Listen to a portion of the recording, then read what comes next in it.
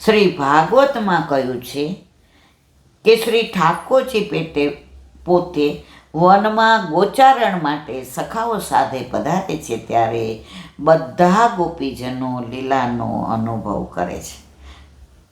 શ્રી ઠાકોરજી વનમાં ગોચારણ માટે સખાઓ સાથે પધારે છે ત્યારે બધા ગોપીજનો લીલાનો અનુભવ કરે છે. તેથી ઘરમાં વનની બધી લીલાનું ગાન કરે. ગોપીઓ ઘરમાં વન કરતી હતી. આપણે પરિક્રમામાં કે વ્રજમાં જઈએ ત્યારે વનમાં ઘર કરીએ છીએ. જ્યારે ઘરમાં વન કરશું તો ગોપી ભાવ આવશે, પણ આપણે વનમાં જ જઈને ઘર કરીએ. હાલો, કેમ છે બેટા? તેલના ડબ્બાનું કહી દીધું, પછી સિઝન વહી જશો, મોંઘા મળશે. મારી ઓલી ફિક્સ પાકી ગઈ હતી, સાઈન કરીને આવી છું. લઈ આવો કે નહીં પૈસા? અલા ભાઈ, અહીંયા તો જપી જા. ભગવદીઓ ઘરમાં વન કરે અને આપણે વ્રજમાં વનમાં જઈને ઘર કરીએ. પછી જ્યારે શ્રી ઠાકોરજી સંધ્યા સમયે ગોચારણ કરી વનમાંથી ઘેર પધાર્યા પછી ગોપીજનો સાથે રાત્રિમાં નિકુંજ લીલા કરે છે ત્યારે અંતરંગી સખાઓને વિરહ થાય તે વેળા તેઓ નિકુંજ લીલાનું ગાન કરે છે. બોલો વલ્લભાધીશ કી. દયારામભાઈના ચંદ્રાવલા 55મું ચંદ્ર. 53 થી 59 ચંદ્રાવલા સુધી સત્સંગનું મહાત્મ્ય બતાવ્યું છે. હવે આગળ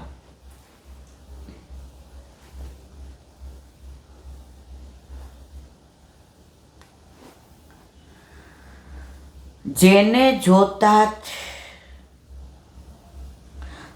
લૌકિક સ્મૃતિ દૂર થઈને ભગવત સ્મૃતિ થાય છે.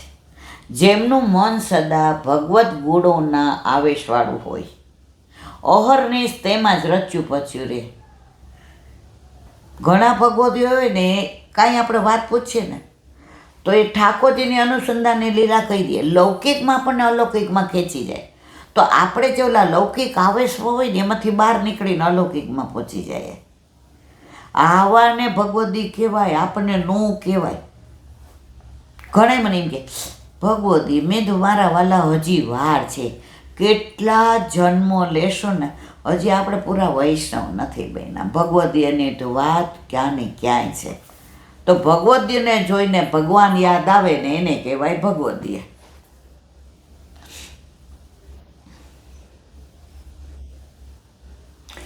જેને જોતા જ લૌકિક સ્મૃતિ દૂર થઈને ભગવત સ્મૃતિ થાય, જેમનું મન સદા ભગવત ગુણોના આવેશવાળું હોય, અહર્નિશ તેમાં જ રચ્યું પચ્યું રાખે છે. ભક્તને તો ચિરકાળ ચતુર ચિંતામણીની ચિત્તની ચિત્તે ચાલુ રહે તે મુજબ શ્વાસોશ્વાસની ક્રિયા સાથે ભગવત સંબંધ ચાલુ રહે છે. વર્ષો પહેલાંની વાત છે. એક ભગવદીને ત્યારે બહુ આ બાયપાસ નહોતા કરતા. મદ્રાસ કે ચેન્નઈ કે ક્યાંક જતા હતા તો એમને તકલીફ થઈ ને તો ત્યાં ગયા. તો એવા ભગવદી એણે ના પાડી કે મારને બધાએ કીધું ના એવું નહીં કરાવવું પડે. તો ડૉક્ટર કે એમને પહેલાં ઓલું બધું ખોટું થઈ જાય, ઓલું આપે ને શું કહેવાય, એનેસ્થેસિયા. તો એ કે એનેસ્થેસિયા આપ્યું ને ઓપરેશન ચાલુ કર્યું ને તો અમને ચાલુ કરતાં વાર લઈ ગઈ. જે અસર થવી જોઈએ ને છેલ્લું એ બોલતા શ્રી કૃષ્ણ શરણમમાં, શ્રી કૃષ્ણ શરણમમાં. તો અમે બધા એ કે આમ જોવા માંડ્યા. પછી અમે ઓપરેશન ચાલુ કર્યું ત્યાં સુધી એના ઓલામાંથી અવાજ આવતો હતો શ્રી કૃષ્ણ શરણમમાં, શ્રી કૃષ્ણ. એટલે આવાય ભગવદીઓ હોય. તેની અન્ય જગા રુચિ રહેતી નથી. આવા ભગવત પ્રેમીને જોતા જ ભગવાનની યાદ આવે. લૌકિક અને કોકને જોઈને તો લૌકિક જ યાદ આવે. માટે જ દર્શને તાપ દોષણે વાણી રૂપી વર્ષા કરી તાપ. દર્શનથી દોષ દૂર કરીને સંતોષ પ્રગટ કરાવીને ગરીબાઈ દૂર, એટલે ગરીબાઈ એટલે લૌકિક બધું આ છોડાવે અને અલૌકિકમાં લઈ જાય, ત્યારે ભક્તના સંગીને હૃદયમાં અજ્ઞાનરૂપી અંધારું રહી શકતું નથી. આપણે તકલીફ અત્યારે આ જ છે. સલાહ બધામાં સસ્તામાં સસ્તી હોય ને તો સલાહ, વધુમાં વધુ સલાહ, એના ઘરે એના માથે બિરાજતા એના ઠાકોરજી, એનું હિત કરવાવાળા બેઠા છે. આપણે એમાં કાંઈ સલાહ સૂચન આપવાની જરૂર નથી. ઘણા ઠાકોરજી પધરાવીને પછી ભોળા હોય એટલે આમ કહે, એ હિલાબેન પછી અમારા દોસ્તો જો હવા રમે છે ને આવી રીતે. મેં કીધું મને નહીં કહેવાનું, તમારા ઠાકોરજીને ખોટું લાગે. હું મારા દીકરાને સ્તનપાન કરાવું છું કે બોટલમાં દૂધ પીવડાવું છું, એ મારે કોઈને કહેવાની જરૂર નથી.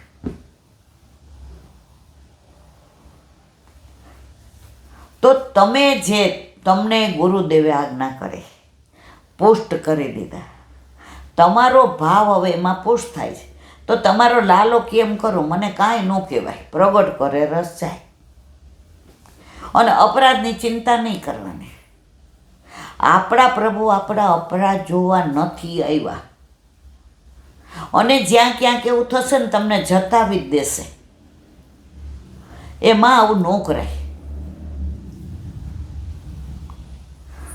આપણે પ્રભુ પુષ્ટ કરાવ્યા ને પછી મહિનામાં સખડી અરોગવા માંડ્યા, કારણ કે વ્રજમાં લઈ ગઈ તો બધા વૈષ્ણવ સખડી ધરતા હતા, અને મને તો એટલે લઈ ગયા હતા કે હું બધું દોડાદોડ કરીને લાવું ને કરું ને. હવે 3 વર્ષ પહેલાં તો આપણે નાના હોય 40-42 એટલે આપણને એમ ગમતું હતું. એટલે બધા એક જણ ગેસ ઉપર સામગ્રી કરે ને એક જણ ઠાકોરજીને બધા સ્નાન કરાવે ને શૃંગાર કરે ને વસ્ત્ર. આપણે તો ટોકરી લઈ આવીએ ને દૂધ લઈ આવીએ ને દહીં લઈ આવીએ ને ફ્રૂટ લઈ આવીએ ને આવીને બધું આપણે ખાસાઈ કરી દઈએ ને બધું કપડાથી લૂછી દઈએ ને બધાના કપડાય નીચોવી ધબધબ કરીને હૂકવી દઈએ ને. એટલે બધા કે હા ઈલા તારા બહારની પડશે. ત્યારે મને ખોટું નહીં બોલવા, વલ્લભ સામે બેઠા, મને કંઈ એવો ભાવ નહીં. આપણે તો આ બધું. અને પછી સાંજે બધા ભેળી કે એવું ધરે ને તો આપણે તો ઓલાને ત્યાં પાણીપુરી ખાતા આવીએ, ખોટું તો બોલવાનું નહીં. પછી આવીને કે હાલ હવે પ્રસાદ લેવા, હું કહું મારી થોડી જ મૂકજો. કેમ? મેં પાણીપુરી ખાધી. એટલે જેવા હતા એવા. તો પછી ઘરે આવ્યા તો સવારના પોરમાં એ દિવસે રવિવાર હતો ને સોમવારથી ઓફિસ જવાનું હતું. તો ભૂલી ગઈ કે આપણા ઠાકોરજીને તો આપણે દૂધ ને મિશ્રીને મેં વધારીએ છીએ. હવે તમે તો સવારના પોરમાં તમારા કોકની યારે કાંઈક મિટિંગ હતી, આપેલું ટેન્ડર ભર્યું હતું એનું, એટલે ગયા હતા. સવારે 10:30 વાગે રાજભોગ આવી ગયો, પૂરણપોળી ને ખમણ ને ભરેલું શાક ને સંભારો ને. હવે તમે મોડા આવ્યા. આકાશ ક્રિકેટ રમવા ગયો તો ભણતો હતો, એ મોડો આવ્યો. ટેબલ ઉપર તમે કીધું ઓહો આજે ઠાકોરજીને તે ભોગ ધરાવ્યો છે આટલા બધા વાત. મેં કીધું હા. એ કે આપણે ક્યાં? હા હવે. પછી એક ભગવદીયાને ફોન કર્યો. મેં કે મને કે ગુરુદેવની આજ્ઞા વિના, એટલે પાછો ફોન કર્યો. ત્યારે લેન્ડલાઇન હતા 3. એટલે વહુજીએ કીધું જે તો એ કે બેંગ્લોર ગયા. મેં તો હે હવે લેન્ડલાઇનમાં ક્યાં બેંગ્લોર આપણો મેર પડે. પાછા ઓલા ભગવદીએ. મેં કીધું બા આવું થયું. મને કે જોઈ લા ભૂલ તો તે કરી છે, આજ્ઞા લીધી. પણ મેં કીધું ત્યાં બધા ધરતા હતા ને તો મેં સવારે મને કે તારા ઘરે સાંજ સુધી એકાદ વૈષ્ણવ આવી જાય અને તું એને ટૂંક લેવડાવ તો માની લેવું ગુરુદેવની આજ્ઞા છે. મેં કીધું સારું. પછી મને કે ગુરુદેવ આવે એટલે બધી વાત કરજે, સાચું બોલજે, દોષ કર્યો અને આજ્ઞા આપે. મેં કીધું સારું. એ દિવસે 4 વૈષ્ણવ યુગલ સ્વરૂપે આવ્યા. એનું કારણ લૌકિક હતું, આપણે ફાવી ગયા. જે આવ્યા એટલે બધી જઈને સાચી જ વાત કરી. મેં ખડખડાટ હસી પડ્યા. એ કે તમારો લાલો તો આરોગવા માંડ્યો વહેલો. એ કે હવે એને કાંઈ આપણે રોકી તો ન હકાય નીલાબેન. આનંદથી ને પ્રભુ આરોગે છે, અરોગાવા. હવે બીજી વાર પૂરણ પોળી એટલે તવા પૂરી ધરી તો તમે જુઓ, પ્રભુ જ આપણને શીખવાડે છે. મેં કીધું આ પૂરણપોળીમાં ઘી તો લગાવ્યું છે, પણ ધરીએ અને સેજ કોરી પડે તો પ્રભુ તો ફૂલથી વધુ કોમળ.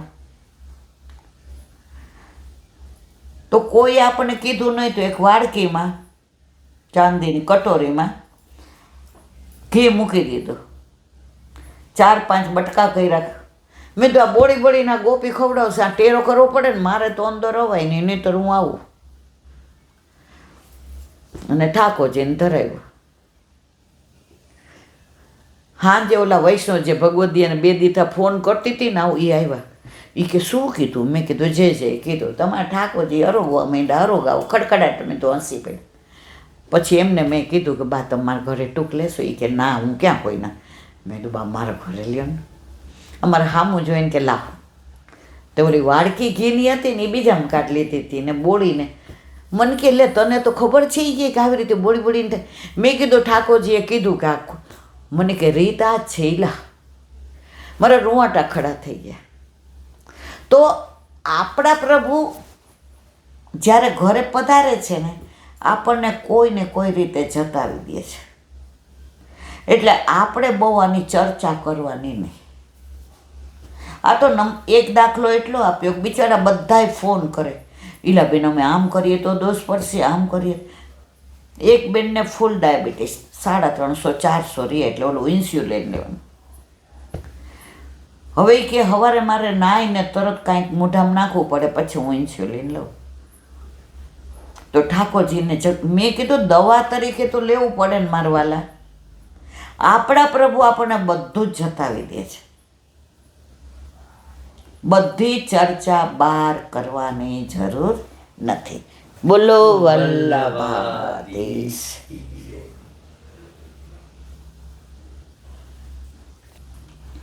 વલ્લભાધીશ કી. સુબોધીનીજીનું પાન વલ્લભ કરાવે તો થાય, અને સ્પર્શ કરવો આપણા બસની વાત નથી. રાજો વાચ ન તે ગુડા કેશ યશોધરાણમ બધા જ વલયત્વ ભયમિસ્ત કંચિત ન વર્તિત્યમ ભવતા કથમ જન ક્ષેત્રે મદીએ ત્વમ ધર્મ બંધુ. અર્થ પરીક્ષિત કહે છે, અમે અર્જુનનો યશ ધારણ કરનારા છે, માટે અમારી સામે હાથ જોડીને ઊભા રહેનારને ડર રાખવાનું કારણ નથી, પરંતુ તું અધર્મનો બંધુ જ. કોણ? કળિયુગ. માટે મારા રાજ્યની હદમાં તારે કોઈ પણ અંશથી રહેવાનું નથી. સુબોધિનીજી. ગુડાગા એટલે નિદ્રા, તેનો ઈશ એટલે ગુડાકેશ એટલે અર્જુન. આથી અમને માયાનો મોહ ન હોવાથી તારાથી અમને ભય થવાનો નથી. યશોધરાણામ, અમે અર્જુનનો યશ ધારણ કરનારા છીએ, એટલે શરમથી પણ અમે અધર્મ નહીં કરીએ, અથવા અમે પ્રતીક્ષા પાડનાર છીએ. હું તો અર્જુનનો પૌત્ર છું, પણ બીજા પણ જે અર્જુનનો યશ ધારણ કરનારા છે, એનાથી હાથ જોડી શરણે જનારને કોઈ ભય નથી. ઇન્દ્ર વગેરે પણ એને ભય પમાડી શકે એમ નથી, પણ તારે અમારી આજ્ઞા પાળવી પડશે. ન વર્તિત્ય ભવતા કથમચન ક્ષેત્ર, કોઈ પણ અંશથી તારે મારા ક્ષેત્રમાં રહેવાનું નથી. પદથી પોતાનું જંબુદ્વીપનું રાજ્ય નાનું હોવાનું અથવા તો ઉત્પત્તિનું સ્થાન હોવાનું જણાવે, તેથી તેમાં જે કંઈ બીજ પડશે તે ઉગી નીકળશે. માટે તારું અહીં રહેવું યોગ્ય નથી. તેનું કારણ અધર્મ બંધુ, તું અધર્મનો બંધુ છે, પદથી કહે છે. એટલે કે અધર્મનું નિવારણ કરવામાં આવે અથવા સજા કરવામાં આવે ત્યારે તો અપકાર કરીશ એમ સૂચવેલું છે. એટલે આજના સમયમાં પાખંડીઓનો વિરોધ કરનારને ભય લાગે છે. પ્રજાને શિક્ષણ આપવું અને સજા કરવી એ રાજાનું કર્તવ્ય છે. એટલે હું તો એ કાર્યમાં સહાયરૂપ છું. મારું નિવારણ શા માટે કરો છો એમ કલી કહે છે. તો હવે રાજા કહે છે, ત્વામ વર્તમાન નરદેવ દેવોસુ અનુપ્રવૃત્તો યધર્મભુક લોભે અનૃત ચૌર્ય મદાર્યમહો જ્યેષ્ઠા ચ માયા કલહશ્ચ દંભ. તું રાજાઓના દેહમાં રહે છે, એટલે તારી પાછળ લોભ, અનૃત, ચોરી, અનાર્યતા, અહમ, જ્યેષ્ઠા, માયા, કલહ અને દંભ વગેરે અધર્મના સમૂહ તારી પાછળ આવે છે. સુબોધિની, જો રાજાઓને તું છોડી દે તો તેમને લાભ થાય, અને જો સ્વયં છોડેલો ન હોય તો તેઓ પણ અધર્મી થવાથી તેમના સ્વરૂપનો નાશ થાય. તેથી શું લાભ? પોતે અધર્મી હોવાથી અધર્મ કરનારને અનુમોદનનું આપનાર થાય, પણ દંડ દેનાર ન હોવાથી લાભ ન થાય. તેથી તું રાજાઓના દેહમાં રહેલો છે. તેથી અધર્મનો સમૂહ તારી પાછળ પણ પ્રવેશ કરે છે, અને પ્રત્યક્ષ મારામાં રહેલો છે તે અયમ પદથી નિર્દેશ કરે છે. તે અધર્મના સમૂહને ગણાવે છે. એવા 9 પ્રકાર છે. લોભ, પારકાના ધનની ઈચ્છા તે લોભ. તે ધન મેળવવા. અનૃત એટલે અસત્ય, જૂઠ્ઠાણું એટલે કે તે ખોટું કરેલું છે એવી સામાની નિંદા. સામેવાળો બળવાન હોય ત્યારે છુપી રીતે એના ધનનું હરણ તે ચૌર્ય એટલે ચોરી. પ્રતિપક્ષી નબળો હોય તો તેના દેખતા જ તેનો સ્ત્રી, રત્નો વગેરેનું બળજબરીથી હરણ એવું અનાર. આર્ય પુરુષને ન શોભે તેવું વર્તન. પોતે અશક્ત હોય ત્યારે સામાને સળગાવી દેવો, બાળી નાખવો વગેરે અપરાધ એટલે અહ. જ્યેષ્ઠા એટલે પુરાણોમાં દારિદ્ર્યને લક્ષ્મણની મોટી બેન જ્યેષ્ઠા કહી છે. એટલે દરિદ્રતા તે નામથી પ્રસિદ્ધ છે. સામાને દરિદ્ર બનાવવો એટલે જ્યેષ્ઠા. ચ અને એટલે પોતે પણ દરિદ્ર થઈ જવો. વાણીની ચતુરાઈથી કોઈને ઠગવો એ માયા. કલહ એટલે ઝઘડો, અને દંભ એટલે ઝઘડો કર્યા પછી સામામાં પાછો વિશ્વાસ બેસાડવા ખોટું આચરણ એટલે દંભ. ચ એટલે ઝઘડા પછી મારવાની સ્થિતિ. આ પ્રમાણે કહી પ્રસ્તુત પ્રસંગનો ઉપસંહાર હવે કરવામાં આવે છે. બોલો વલ્લભાધીશ. શ્રી ભટ્ટ અને મારા ગુરુદેવને दंडवत प्रणाम करूँ छू. चंद्र सरोवर पे सूरदास जी के द्वार पे मेरा दंडवत प्रणाम. सुरभि कुंड पे परमानंदास जी के द्वार पे मेरा दंडवत प्रणाम. जमुनावता पे संकर्षण कुंड पे कुंभनदास जी के द्वार पे मेरा दंडवत प्रणाम. बिच्छू कुंड पे कृष्णदास जी के द्वार पे मेरा दंडवत प्रणाम. कदम कंडी पे गोविंद स्वामी के द्वार पे मेरा दंडवत प्रणाम. अप्सरा कुंड पे चित्त स्वामी के द्वार पे मेरा दंडवत प्रणाम. मानसी गंगा पे नंददास जी के द्वार पे मेरा दंडवत प्रणाम. रुद्र कुंड पे चत्रबुद्धास जी के द्वार पे मेरा दंडवत प्रणाम. વ્રજ વિલાસ વ્રતની ગોપિકાઓને મારા દંડવત પ્રણામ. હે વલ્લભ, સવારથી અત્યાર સુધી સેવા, સ્મરણ, સત્સંગ જે પણ તે કરાવ્યું તે ચરણારવિંદમાં સમર્પણ કરું છું. ભૂલ અપરાધ થઈ હોય તો ક્ષમા કરશો. બોલો વલ્લભાધીશ કી જય. દ્રઢહીન ચરણ કેરો ભરોસો. દ્રઢહીન ચરણ કેરો. શ્રી વલ્લભનક ચંદ્ર છટા બિન सब जुग माया अंधेरो भरोसो दृढ़ न चरण केरो साधन और नहीं कली में चासो होय निवेरो सूर का कहे द्विविध आंधरो बिना मूल को चेरो भरोसो दृढ़ न चरण दृढ़ न चरण दृढ़ न चरण